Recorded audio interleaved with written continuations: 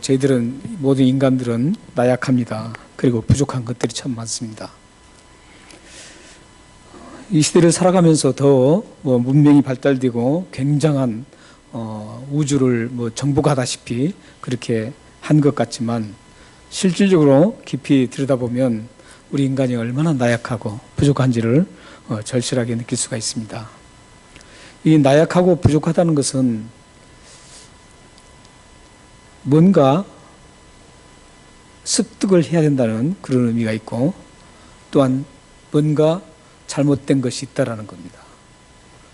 그래서 잘못된 것은 버려야 되고 부족한 것은 저희들이 취해야 됩니다. 우리 인간 모두는 이렇게 부족한 것들을 채워야 되고, 또한 잘못된 것은 하나하나 버릴 줄 알아야만 소중한 삶, 또 아름다운 삶, 또 좋은 행복한 삶을 살 수가 있습니다. 이 버리는 걸 우리가 잘 구분해서 버려야 됩니다. 그리고 취하는 것도 잘 구분해서 취해야 됩니다. 무조건 좋다고 해서 다 취하고 무조건 다 나쁘다고 해서 버리는 것이 아닙니다. 사람은, 타락된 우리 인간들은 버리고 습득하는 것을 어디 기준에 많이 맞추냐면 자신의 욕망의 기준에 많이 맞춥니다. 그 자신의 욕망에 따라서 버리기도 하고 자신의 욕망에 따라서 취하기도 합니다. 특히 우리 그리스도인들은 이 욕망이라는 단어에 대해서 굉장히 경각심을 가져야 됩니다. 내가 바라고 취하고 싶은 게 나의 욕망에서 비롯됐는지, 내가 이 버리고 싶은 것, 이것 또한 나의 욕망에 의해서 형성되는 것인지 우리는 그걸 잘 분별을 해야 됩니다. 그걸 잘 분별해야만 아름답게 행복하게 살 수가 있습니다.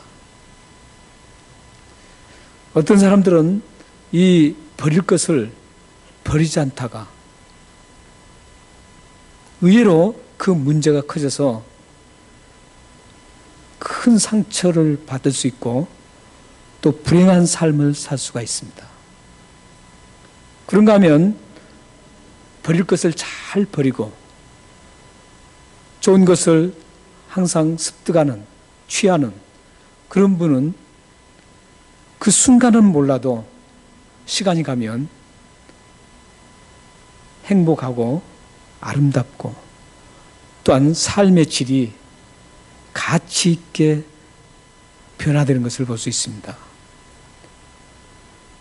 개인적으로 보면 버리고 습득하는 것에 따라서 인품이 아름답게 다듬어질 수 있고 좋았던 인품이 망가질 수도 있습니다. 그래서 우리의 삶에 부단히도 형성되고 일어나는 버리고 취하는 그 모든 것들을 아주 바르게 구분을 해서 버려야 될 것은 과감하게 버리고 취해야 될 것은 빨리 습득해서 아름다운 우리의 삶을, 또 아름다운 인격을, 아름다운 가정을 세워나가는 게 좋습니다. 그래서 갈라디아서 5장 21절 22절 말씀이 보면 취해야 될 것과 버려야 될 것을 확연하게 우리에게 제시해 주고 있습니다. 한번 읽어보겠습니다. 갈라디아서 5장 21절 22절입니다.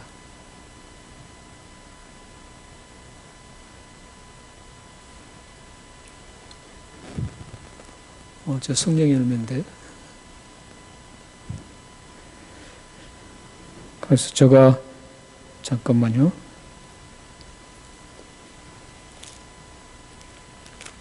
확인을 했는데 제가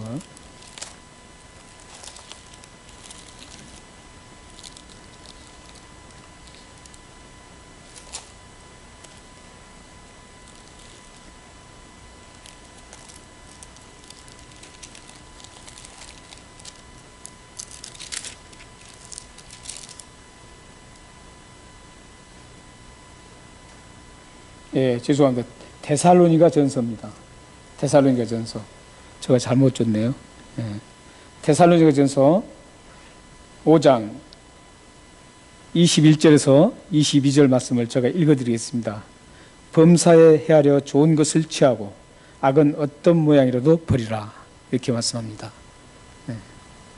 범사에 헤아려, 이 범사에 헤아린다는 것은 모든 우리의 삶에 일어나는 모든 것을 잘 구분하고 헤아려서 좋은 것은 취하고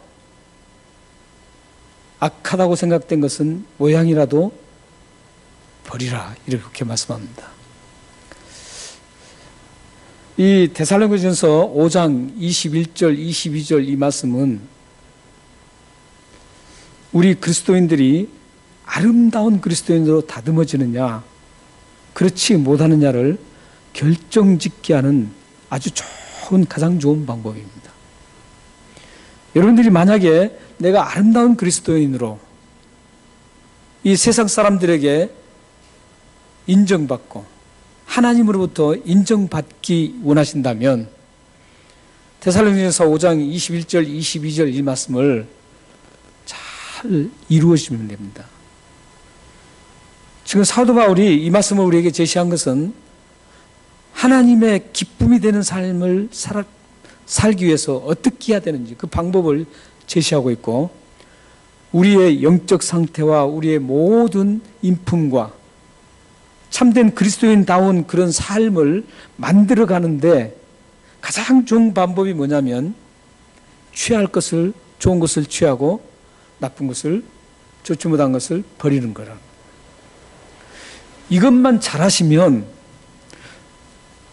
아름다운 그리스도인으로 잘 세워지게 됩니다. 뭐 다른 거 여러분들 많이 하시려고 할 필요도 없어요. 이게 가장 좋은 어떤 방법 제시입니다. 기준입니다. 그래서 여러분들이 이 좋은 방법을 잘 활용하셔서 아름다운 그리스도인으로, 모든 사람들에게 인정받는 그리스도인으로 여러분들이 잘 세워진다면 여러분의 삶은 평안과 기쁨과 감사가 넘치는 그런 삶이 될 것입니다. 여러분 모두가 이 분별력을 가지시고 좋은 것은 습득하시고 좋지 못한 것은 잘 버리셔서 여러분의 삶과 여러분 가정이 아름답게 가꾸어져서 하나님의 영광을 크게 드러내시기를 기도합니다. 오늘 본문 말씀 역시 이 미랄이라는 어떤 그 하나님의 미랄이 땅에 떨어져 죽지 않으면 이렇게 시작되는 게 가장 지금 핵심인데, 여기서 지금 핵심적으로 말씀하고 싶어 하는 것은 버리는 삶입니다. 예수님께서 지금 하나님의 미랄을 통해서 예수님의 그 생명을, 육체의 생명을 버렸을 때 일어나는 그 일이 얼마나 그 결과가 엄청난지를 말씀해 주는 게 지금 오늘 본문의 핵심입니다. 근데 오늘 본문의 그 배경을 우리가 잠깐 알아보면 좋겠습니다. 예수님께서 이 말씀을 하시게 된 그 배경은 유월절, 오늘 본문에는 명절이라고만 나오죠. 명절이라고만 나오는데, 명절이라고만 나오는데 이 명절은 유월절을 말합니다. 우리가 사도행전을 배우면서 커피 브레이크를 하면서 오늘 아마 나누게 될 텐데, 사도행전 커피 브레이크 보면 흩어진 유대인들 뿐만 아니라 이방 사람들, 유대인으로 개종한 사람들이 많았습니다. 그래서 개종한 사람들이 1년에 6월절에 가장 많이 예루살렘으로 모였습니다. 사도행전을 보면 어디에서부터까지 왔냐면 인도에서부터 예루살렘까지 6월절을 지키기 위해서, 하나님께 예배드리기 위해서 인도라는 그 엄청나게 먼 거리에서 예루살렘까지 오는 사람들이 있었습니다. 대단히 멀리서 많이 왔습니다. 그래서 어떤 사람들은 어쩌면 생업을 다 포기하고 와야 했습니다. 지금처럼 교통이 발달되고 비행기가 있어서 오는 것도 아니고 당시에는 가장 빠른 수단이 말이었습니다. 그 말을 타고 쉼없이 달려도 몇 개월이 걸리는 그런 엄청난 거리에서 왔습니다. 그런데 오늘 본문 속에는 헬라 사람들, 헬라인들이 몇 명이 지금 본문에 등장합니다. 등장해서 이 사람들이 빌립에게 예수님을 만나 뵙고 싶다 이렇게 지금 요청을 합니다. 여기 지금 헬라 사람들은 어떤 사람이냐면 여러분들 아시는 분은 아시겠지만 지금 그리스 사람들을 얘기합니다. 알렉산더 대왕이 있었을 때는 헬라라고 했습니다. 지금의 그리스 사람들이 헬라 사람들입니다. 그런데 이 헬라 사람들이 어떤 사람들이냐면 유대인들이 헬라에 많이 살았습니다. 그리스에. 예수님 당시에 그리스를 중심으로서 그 근처에 사는 사람들이 약 100만 명이나 됐습니다. 엄청난 디아스포라 유대인들이 흩어져서 살았었습니다. 그런데 여기에 나온 헬라 사람들은 유대인 디아스포라가 아니었습니다. 여기 나오는 헬라인은 오리지널 그리스 사람이었습니다. 이 그리스 사람이 와서 예수님을 만나보고 싶다는 것이죠. 그러니까 그리스 사람이 유대교로 개종한 사람들입니다. 유대교로 개종해서 하나님을 섬기기 위해서, 하나님께 예배하기 위해서 예루살렘까지 온 겁니다. 그래서 이 사람들은 굉장히 경건한 사람들이었습니다.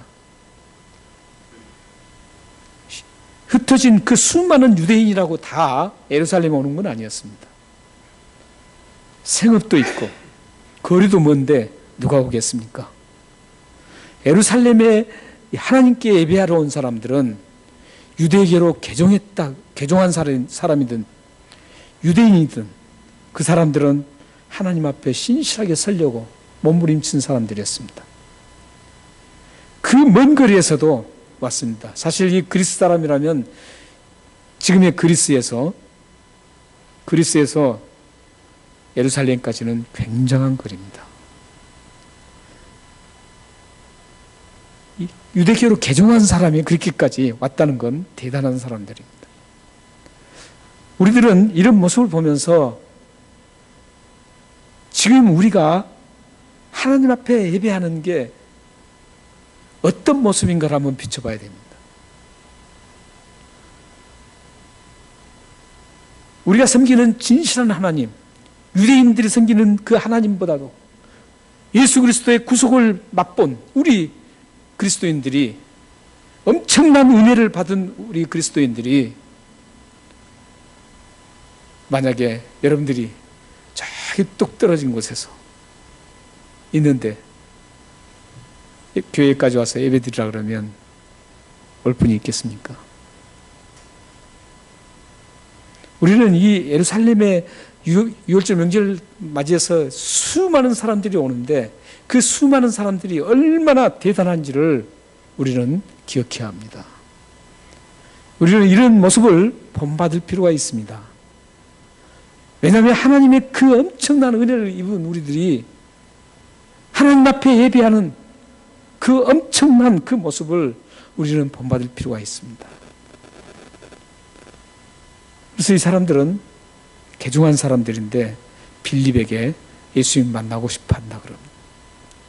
근데 우리는 여기서 한번 잠시 생각해 궁금한 게 있습니다.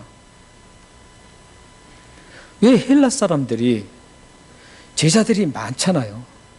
많은데 하필 빌립에게 와서 부탁을 했을까요? 성경 말씀에는 그게 나오지 않습니다. 왜 그랬는지. 사실 수지자는 지금 베드로죠. 그리고 서열적으로 봐도 빌립은 사실 예수님이 그 제자들 속에서 빌립은 인정을 잘 못 받습니다. 왜냐하면 이전에 5천 명을 먹였던 그런 사건이 있었지 않습니까? 그때 빌립은 아주 만신창이가 됐습니다. 빌립은 인간의 생각으로 계산을 했잖아요. 엄청난 돈으로도 이 엄청난 사람들을 먹일 수가 없다라고 예수님께 말씀하셨죠. 그런데 옆에 있던 안드레는 어땠습니까? 보리떡 2개하고 물고기 5병이죠. 예, 보리떡 5개하고 물고기 2마리. 2마리를 가지고 예수님께 드리면서 우리가 설교를 했잖아요. 드리면서 예수님께서 어떻게 하시겠습니까? 그 믿음을 가지고 줬죠. 그래서 그걸 가지고 다 5천 명을 마음껏 먹이고 12바구니가 남았습니다. 그 상황을 한번 보십시오. 제자들한테 인정받겠어요? 인정받을 수가 없죠. 그러니까 제자들 가운데서도 이 빌립은 사실 별로 인정을 받고 안 받고 한번 따져본다면 제자들 사이에서도 인정받지를 못한 사람이죠. 얼마나 만신창이가 됐어요. 그런데도 이 헬라 사람들이 빌립에게 찾아와서 예수님을 만나고 싶다고 빌립에게 말합니다. 성경에는 정확히 멘션을 하지 않지만, 얘기를, 말씀을 하고 하지 않지만, 우리는 얼마든지 추측해서 그게 가능성이 있다는 것은 뽑을 수가 있습니다. 그건 뭐냐면, 예수님의 제자들 중에서 헬라식 이름을 가진 사람은 딱 2사람입니다. 빌립과 베드로의 동생 안드레입니다. 예수님의 제자의 이름 중에 모두가 히브리식 이름, 아람식 이름 이걸 가지고 있었습니다. 그런데 빌립과 안드레는 헬라식 이름입니다. 그러면 2사람 중에 안드레한테 더 갈 가능성이 많잖아요. 안드레는 예수님이 굉장히 좋아했던 그런 스타일이었죠. 안드레는 전체적으로 굉장히 좋아했습니다. 그래서 여기 저는 이제 안드레를 참 좋아합니다. 그래서 호주 애들도 이름 보면 앤드류가 있잖아요. 앤드류가 있는데 그게 안드레입니다. 그래서 내가 그런 사람 만나면 야, 난 너 좋아한다. 예수님도 굉장히 좋아했는데 너 이름 좋다고 그렇게 합니다. 그런데 앤드류는 잘 가지 않고 이 필립에게 갑니다. 아마도 이 필립이 헬라어를 구사를 잘했던 것 같습니다. 그러니까 소통이 잘 됐다고 생각하는 거죠. 이름으로 봤을 때 그렇고, 그래서 소통이 좀 빌립이 가장 헬라어에 소통이 잘 됐기 때문에 아마 헬라 사람들이 빌립을 찾아가서 예수님 만나고 싶다고 부탁을 했을 겁니다. 그러자 빌립이 그러면 혼자 가야 되는데 그렇지 않고 안드레에게 가서 안드레에게 또 그걸 문의합니다. 오늘 본문에 보면 문의를 해서 20절부터 22절에 나온 거죠. 문의합니다. 문의해서 안드레하고 빌립이 같이 예수님께 갑니다. 그래서 예수님께 헬라 사람들이 예수님을 만나고 싶어 한다라고 얘기를 합니다. 그런데 예수님의 답변이 이해할 수 없습니다. 23절 한번 보십시오. 23절 보시면 예수님께서 그 만나고 싶은지 안 만나고 싶은지 이렇게 물으면, 만나고 싶다고 얘기하면 예스 하든지 노 하든지 해야 되잖아요. 물론 예수님은 만나고 싶다는데 노 하진 않으시겠죠. 그래, 반갑게 만나게 하라 이랬을 거예요. 그런데 예수님은 예스 노를 하지 않고 뭐라 그럽니까? 23절 한번 같이 읽어보죠. 자, 시작. 예수께서 대답하여 이르시되 인자가 영광을 얻을 때가 왔도다. 이해가 안 되잖아요. 다소 엉뚱하게 예수님이 대답하는 것 같이 느껴져요. 그렇다면 예수님께서 제자들 안드레와 빌립이 와서 그렇게 얘기했을 때 안드레와 빌립의 얘기를 잘못 이해해서 이렇게 말씀하셨을까요? 그럴 수가 없죠. 예수님이 이렇게 하신 이유가 있습니다. 이렇게 말씀하신 이유가 있습니다. 거기서 갑작스럽게 엉뚱하게 인자가 영광을 얻을 때가 왔다 이렇게 말한다고 그러죠. 굉장히 생뚱맞고 엉뚱한 대답 같지만 그렇지 않습니다. 그렇다면 예수님께서는 왜 갑자기 인자가 영광을 받을 때가 왔다라고 그렇게 말씀하셨을까요? 그 힌트는 만나고자 했던 사람들이 누구였냐는 거예요. 헬라인, 그리스도라 그러는 거 자꾸요. 그리스인이라는 거죠. 헬라 사람이라는 거죠. 만나고자 했던 그 사람들이 헬라 사람이라는 거죠. 이것은 어떤 의미를 갖냐면 예수님께서 헬라 사람들이 만나기를 원한다고 했을 때 당 예수님이 말씀하신 것, 인자가 영광을 얻을 때가 왔다. 이 말씀을 하신 이유는 고린도전서 1장 23절, 24절을 한번 보셔야 됩니다.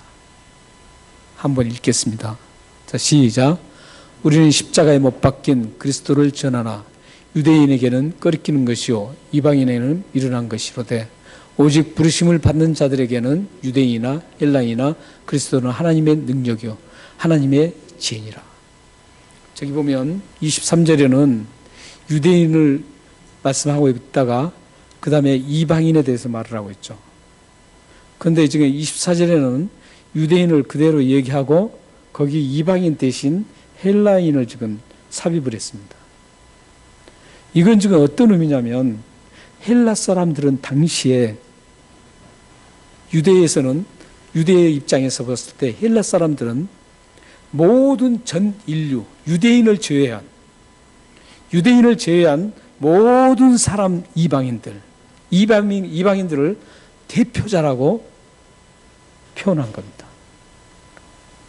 그러니까 유대인을 제외한 모든 인간들, 아프리카 사람이나 또한 우리 동양 사람이나 그 주위에 이스라엘 외에 그 주위에 있는 모든 사람들이 다 포함해서 이방인이라고 표현했습니다. 그러면 예수님이 이제 왜 그 말씀을 하셨는지를 이제 캐치할 수 있습니다. 예수님이 왜 만나고 싶어 하는데 갑자기 인자가 영광을 얻을 때가 왔다. 이 얘기를 하시는 이유는 드디어 유대인을 포함한 이제 유대인을 외에 유대의 그 울타리를 넘어서서 모든 인류를 위해서 예수님께서 십자가에 죽으실 때가 왔다라는 그 표현입니다. 헬라 사람을 이제 만남으로써 그 선포가 지금 이루어지는 겁니다. 예수님은 어떤 유대인들만을 위해서 십자가에 죽으신 게 아닙니다. 이 세상 모든 인류를 위해서 십자가에 죽으셔서 모든 인류의 죄를 용서해 주시기 위해서 십자가에 죽으셨습니다. 지금 인자가 영광 받을 때가 왔다, 그것은 십자가에 죽을 때가 왔다, 이게 뜻입니다. 그 십자가에 죽으신 것은 유대인들뿐만 아니라 이방 모든 나라를 대표한 그 헬라 사람들이 와서 이제 나를 보니까 이제 그때가 드디어 임했다, 이런 뜻입니다.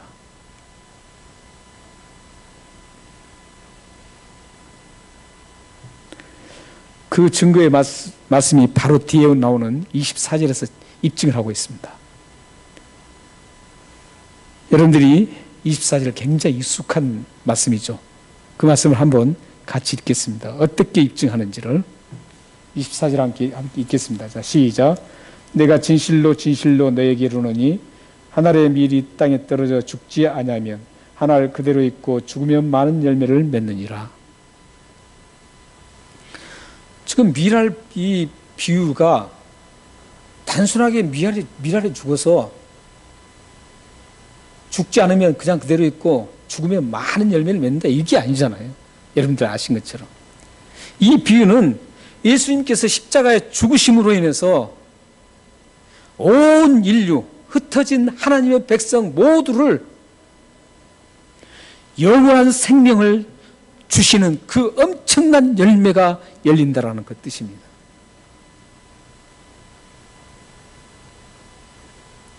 지금 헬라인을 만나서 하신 말씀이 지금 입증이 되고 있습니다. 24절에서 예수님 십자가에 죽으신 것, 모든 인류를 위해서, 흩어져 있는 모든 하나님의 백성들을 위해서 십자가의 죽으심으로 해서 그들의 모든 죄를 용서해주고 하나님의 백성으로 삼으셔서 영원한 하나님 나라를 상속자로 세워주는 그 기업을 물려주는 그런 위대한 십자가의 죽으심이 바로 하나의 미랄로 죽으신 예수님이라는 것.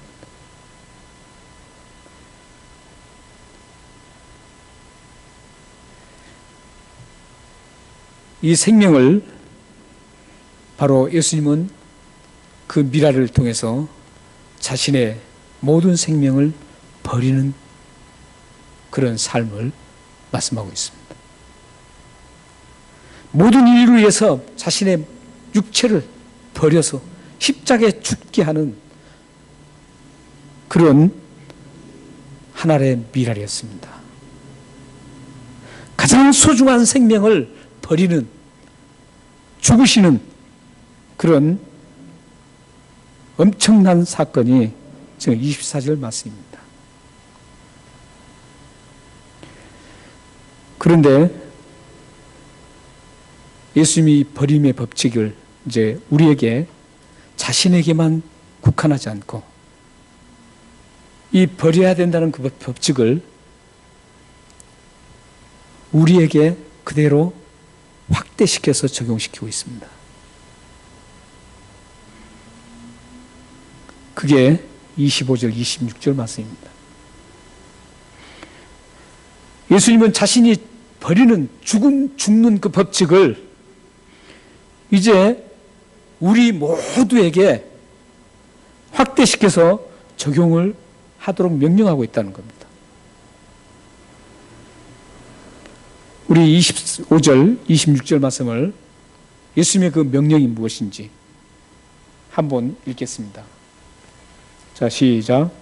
자기의 생명을 사랑하는 자는 잃어버릴 것이요 이 세상에서 자기의 생명을 미워하는 자는 영원토록 보존하리라. 사람이 나를 섬기려면 나를 따르라. 나 있는 곳에 나를 섬기는 자도 거기 있으리니 사람이 나를 섬기면 내 아버지께서 그를 귀히 여기시리라. 예수님은 우리를 위해서 죽으시고 죄를 용서해 주시고 끝난 게 아닙니다. 우리에게 행해야 될 명령을 우리에게 주셨습니다. 그게 뭡니까?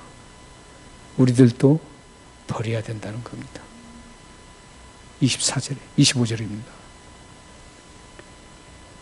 우리들도 이제 버려야 됩니다. 그 버리는 것을 어떻게 표현하고 있습니까? 생명을 미워하라고 표현하고 있습니다. 사실 우리에게 가장 중요한 거, 가장 소중한 게 뭡니까? 생명이거든요. 생명이에요. 근데 예수님 자신에게 적용했던 버림과 우리들에게 요구한 그 버림이 좀 다릅니다. 예수님의 그 버림은 예수님이 십자가에 죽으신 그 자체 버림을 얘기하지만 우리에게는 우리 육체의 그 죽으란 말을 하지 않습니다. 죽으란 말을 하지 않고 미워해야 된다 그럽니다. 미워해야 된다는 거죠. 그렇다면 여기서 미워해야 된다는 것은 어떤 의미일까요? 미워하라는 그 의미가 잘못하면 오해할 수 있습니다. 여러분은 여러분 생명을 미워하면 안 됩니다. 소중하게 여기고 하나님 주신 생명이기 때문에 소중하게 여기고 사랑해야 합니다. 그렇다면 여기서 미워하라는 그런 의미는 뭘까요?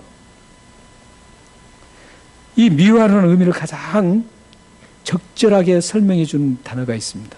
그게 바로 부인. 자기를 부인하고 십자가를 따르는 것. 미워한다는 것은 그러니까 나의 생명 미워하고 막 찢뜨더라 이런 얘기가 아니고 내가 추구하고 싶은 그런 욕망이 있어도 그 욕망을 자꾸 부인하라는 겁니다. 그게 미워하는 거라는 거예요.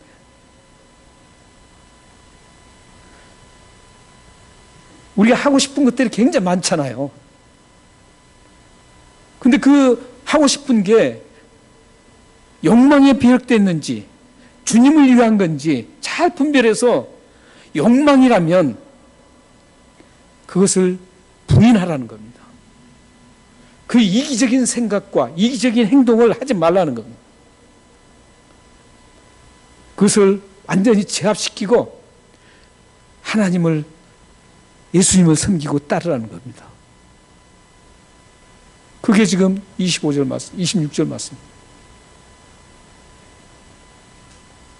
26절 보세요. 26절 말씀 보면 사람이 나를 섬기려면 나를 따르라. 나 있는 곳에 이렇게 말씀합니다. 그러니까 예수 그리스도를 섬기고 따르는 그 첫 번째 요건이 뭔지 아세요? 버리는 겁니다. 버리는 것. 자기를 부인하는 거예요. 자기를 부인한다는 것은 자기가 버린다는 거예요. 좋지 않는 것은 버린다는 겁니다. 내가 욕망을 위해서 추구하는 게 있다면 그걸 버린다는 겁니다. 그래서 자신이 버리지 못하면 예수님을 섬긴다고 할 수 없습니다. 예수님을 더욱더 따른다고는 더욱 할 수 없습니다. 예수님을 섬기고 예수님을 따르려면 먼저 선행돼야 될 게 자신이 욕망을 버리는 겁니다. 그리고 주님을 위해서 모든 것들을, 좋은 것들을 섭취해야 되는 겁니다. 취해야 됩니다. 욕망은 버리고 주를 위한 그 갈망은 취해서 하나님을 위해서 예수 그리스도를 섬기는데 사용해야 되는 것이죠. 그리고 따라야 됩니다. 이 버리는 것 없이 절대 예수님을 섬긴다고 할 수 없고 따른다고 할 수 없습니다. 우리 현대 기독교인들 한번 생각해 볼까요? 일명 기독교인이라고 자칭하는 분들, 신실하게 섬기는 분들 많습니다.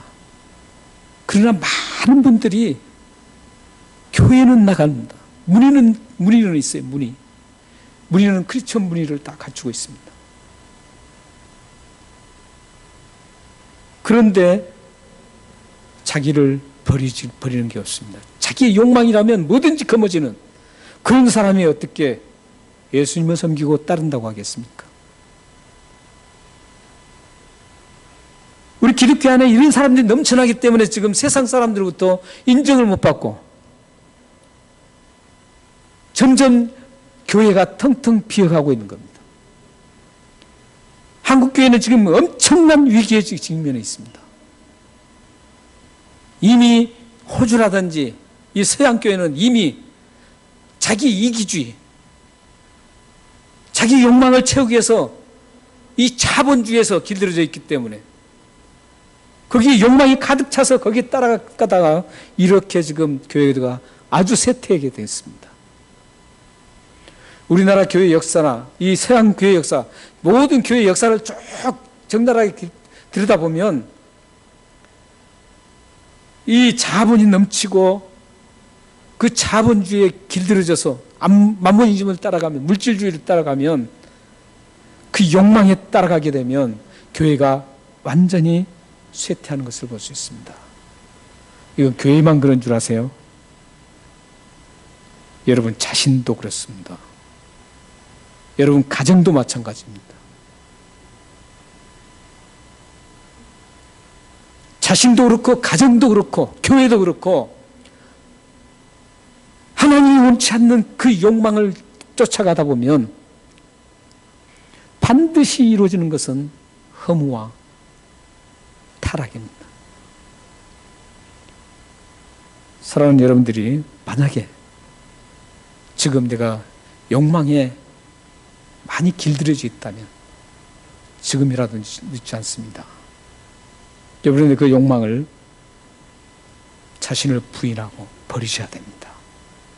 그러면 여러분들이 주님을 섬기게 되고 주님을 따르는 신실한 제자로 세워지게 됩니다. 그렇게 됐을 때 어떻게 되는 줄 아세요? 26절 그 뒷부분 보세요. 그렇게 신실하게 내가 손해볼지라도 나의 욕망을 절제하고 나를 부인하고 주님을 섬기고 따라가면 어떤 하나님의 예수님의 약속이 있는 줄 아세요? 두 가지 약속이 있지 않습니까? 두 가지 약속이 있어요. 하나는 뭡니까? 내가 너와 함께 있겠다라는 겁니다. 이 약속은 한번 26절 한번 같이 읽겠습니다. 자, 시작. 사람이 나를 섬기려면 나를 따르라. 나 있는 곳에 나를 섬기는 자도 거기 있으리니 사람이 나를 섬기면 내 아버지께서 그를 귀히 여기시리라. 섬기는 자에게는 내가 거기 함께 있겠다. 이게 첫 번째 약속입니다. 예수님의 약속은 신실하십니다. 절대 거짓이 없습니다. 확실하게 이루어집니다. 그 확실하게 이루어진 첫 번째 약속이 너와 함께 있겠다라는 겁니다. 예수님이 여러분들과 함께 있다면, 여러분 가정에 함께 있다면 어떤 일이 일어날까요?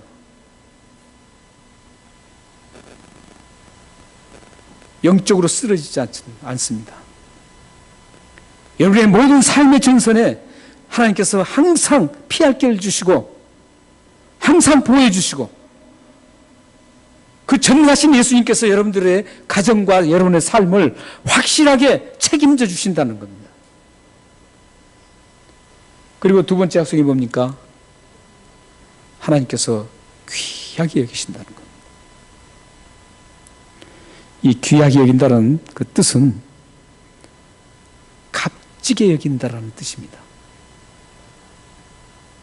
그리고 또 하나의 다른 뜻은 헬라어로 영예를 안겨준다 이런 뜻입니다. 여러분들을 하나님께서 가장 값지게 여긴다는 겁니다. 하나님께서 값지게 여기면 어떤 일이 일어나겠어요? 어떤 그 누구도 여러분과 여러분 가정을 터치하지 못하도록 완벽하게 보호해주시고 지켜주십니다. 여러분들이 이렇게 하나님을 아름답게 섬기고 따라가면 여러분들이 자신을 부인하고 버릴 걸 과감하게 버려서 욕망을 버려서 하나님을 예수님을 아름답게 섬기며 따라가면 이런 두 가지 약속이 여러분들에게 주어집니다. 이 두 가지 약속을 받은 모델 케이스들이 성경에 굉장히 많습니다. 이 약속이 이루어졌다는 건 확신하게 입증해주는 그런 분들이 굉장히 많습니다. 믿음의 선인들 그렇게 왔습니다. 그 중에 대표적인 믿음의 조상 아브라함만 소개하겠습니다. 아브라함이 어떻게 했습니까?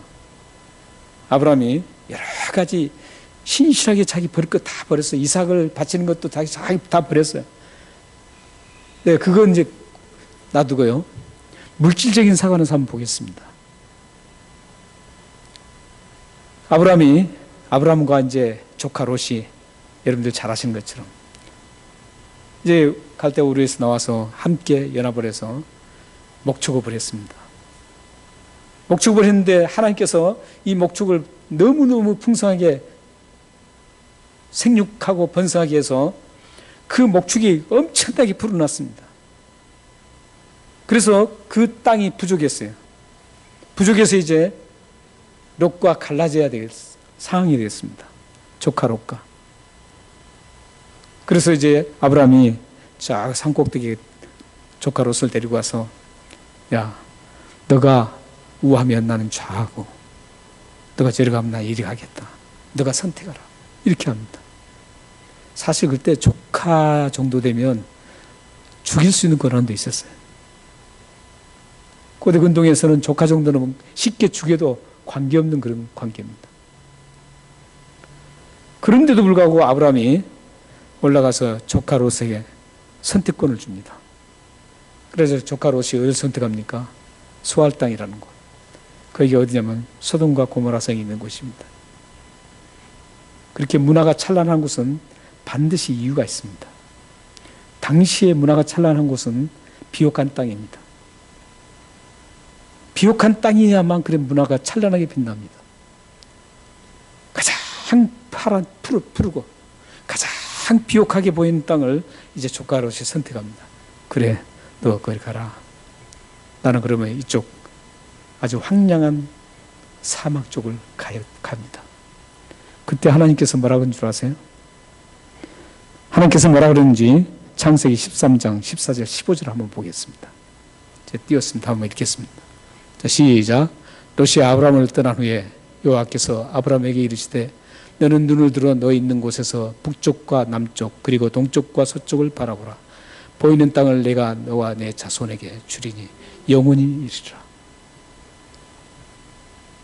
저기서 지금 롯이 이제 갔습니다. 갔을 때 하나님이 아브라함과 함께 합니다.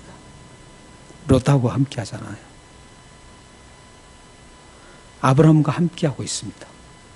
그러면서 첫 번째 약속을 딱 이루어졌죠. 두 번째 약속이 뭡니까? 하나님께서 영화롭게 해주는 그 땅을 줍니다. 어떻게 합니까? 땅을 다 북쪽과 전체를 보라보라는 거죠. 보기야 뭐 아무것도 아니죠. 한 바퀴만 돌면 됩니다. 한 바퀴만 돌면 다 볼 수 있는 겁니다. 한 바퀴를 다 돌았습니다. 그때 하나님께서 너가 보는 모든 것들을 주겠다 이렇게 약속합니다.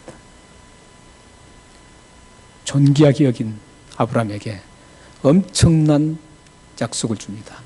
그리고 너와 내 자손에게 주리니 영원히 이르리라 이렇게 말씀합니다. 사랑하는 성도 여러분,